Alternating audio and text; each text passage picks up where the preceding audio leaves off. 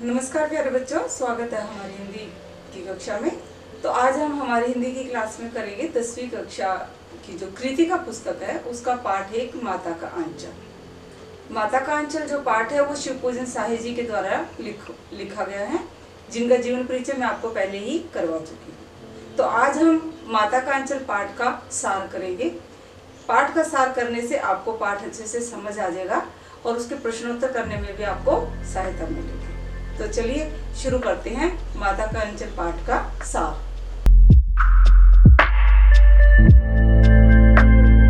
तो बच्चों, पाठ का सार शुरू करने से पहले मैं थोड़ा सा आपको इस पाठ के बारे में बताना चाहूंगी। ये पाठ जो हमारा है माता का आंचल, ये शिव पूजन साहे जी के द्वारा लिखा गया देहाती दुनिया उपन्यास है, उसी का एक अंश है।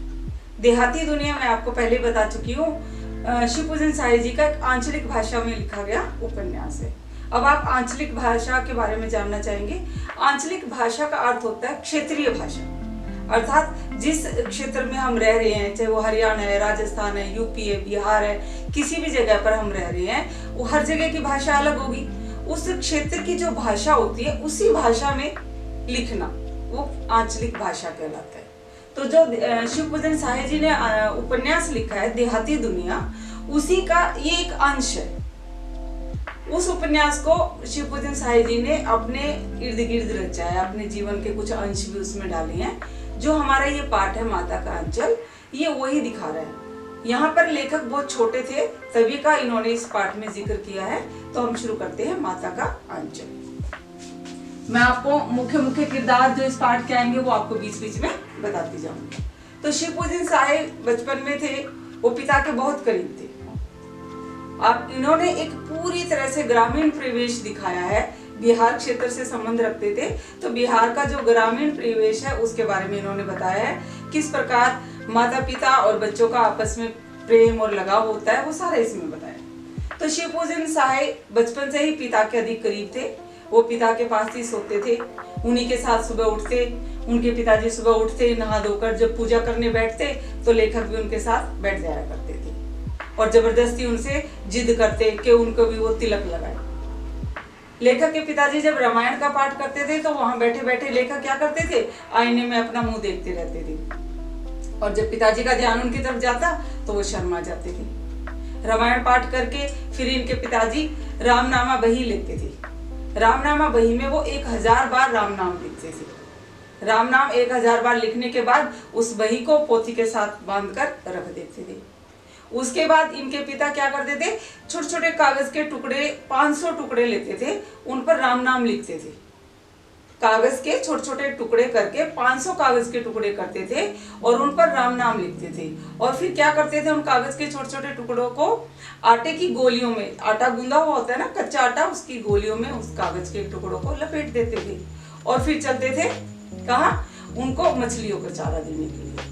वो जो आटे की गोलियां बनाती थी वो मछलियों को खिलाकर आते थे। जब उनके पिताजी मछलियों को आटे की गोलियां यानी कि चारा खिलाने जाते थे तो लेखक अपने पिता के कंधे पर बैठे जाते थे। वहां चारा खिलाते तब भी बैठे बैठे मुस्कुराते रहते थे कंधे पर।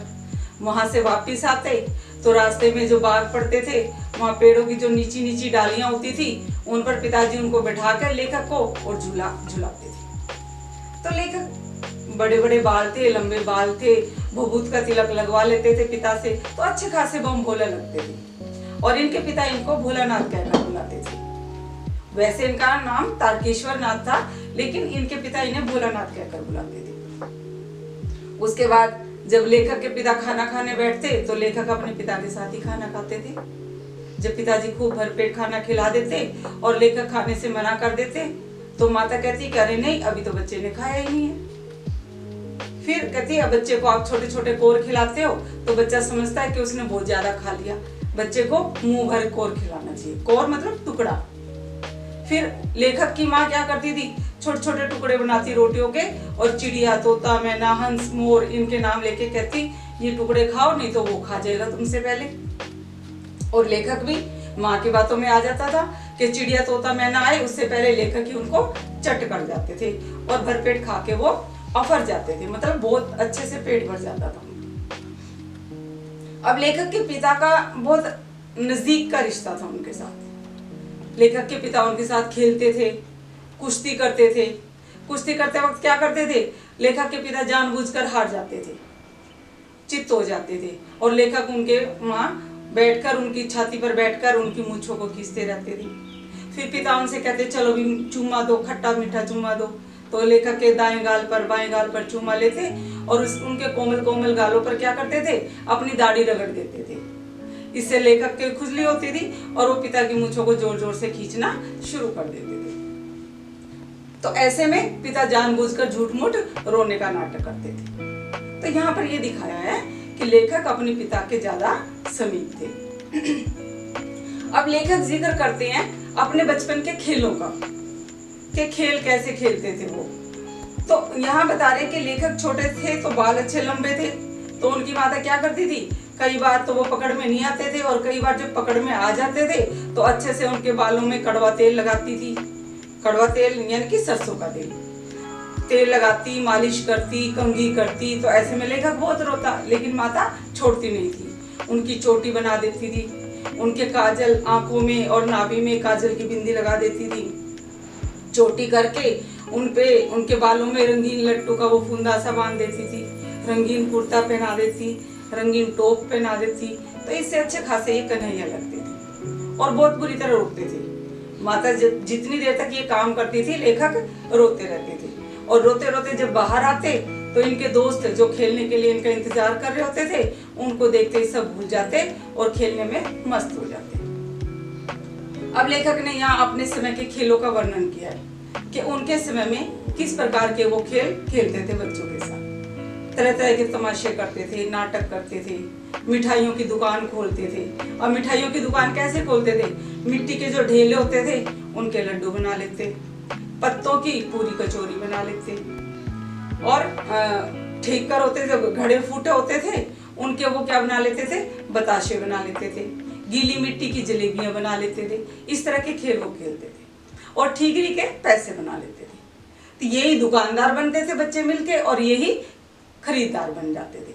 तो कई बार इनके पिता भी इनके खेल के बीच में आ जाते और पैसे दिखा कर कहते भी हमें भी मिठाई दे दो, लेकिन जैसे इनके पिता आते बीच में, ये सब छोड़ छाड़ कर भाग जाते थे।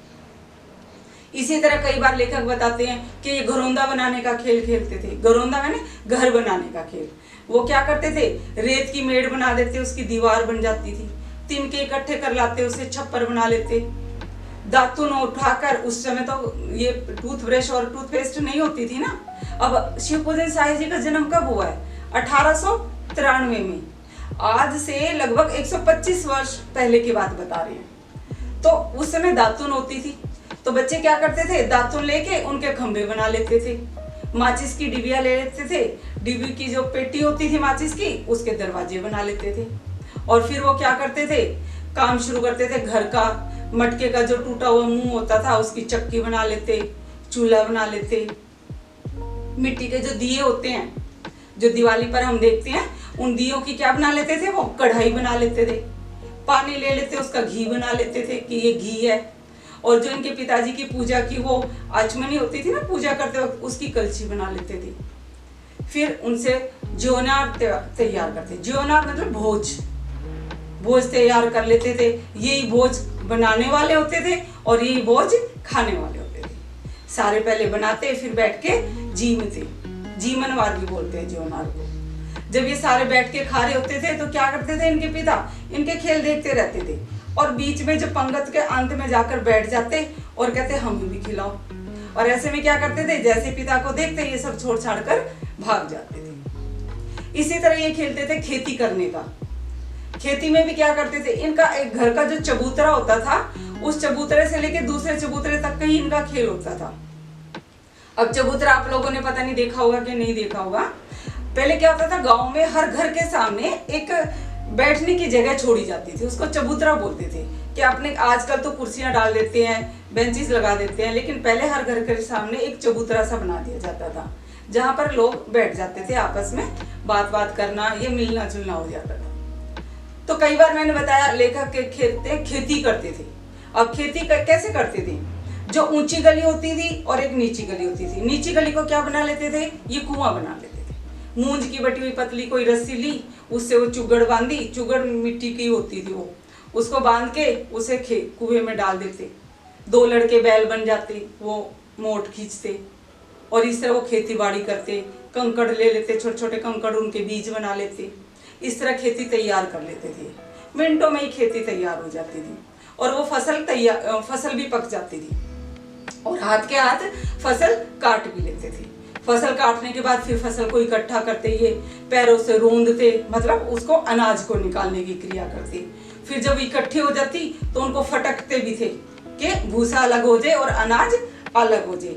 फिर मिट्टी के वो लेके दिए, उससे तराजू बना के अनाज को तोलते भी थे, राशि बनाकर भी कितना अनाज, क्योंकि बच्चे क्या खेलेंगे, जो वो देखते थे। उस समय ग्रामीण क्षेत्र में खेती बाड़ी होती थी तो बच्चे वही खेल खेलते थे। अब तो खेलों में बदलाव आ रहे हैं ना, तो ये उस समय के खेल हैं। और जैसे ही उनके पिताजी बीच में आके पूछते, भोलानाथ कितनी फसल हुई इस बार, तो सब खेल छोड़ छाड़ कर वहां से भाग जाते थे। इसी तरह लेखक बताते हैं कि ये बारात का भी नाटक करते थे।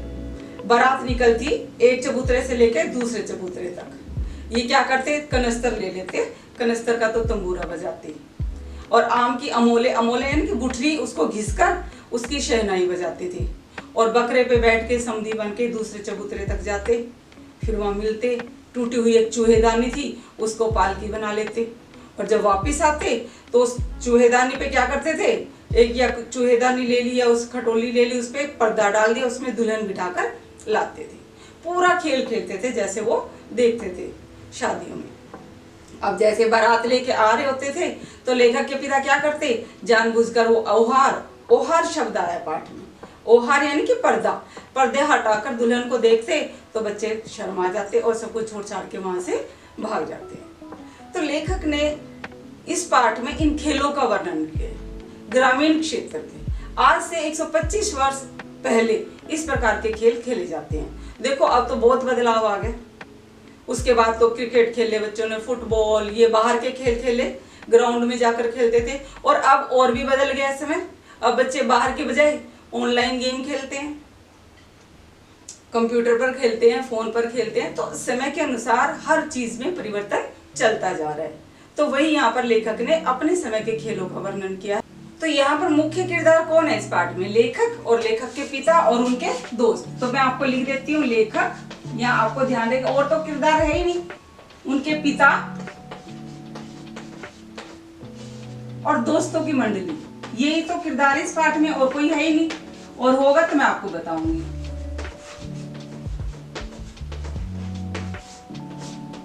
अच्छा, इसी तरह लेखक अपने बचपन के दिनों की याद करते हुए बताते हैं कि उनके घर के आसपास से ददरी मेले में जाने वाले लोगों की भीड़ जाया करती थी। ददरी कोई स्थान था, वहां पर मेला लगता होगा और वहां पर जब लोग जाते थे झुंड बना बना कर जाते थे। तो जैसे ये बच्चे देखते कि ददरी मेला जाने वालों की है तो उनको देख देख के चिल्लाने लगते थे।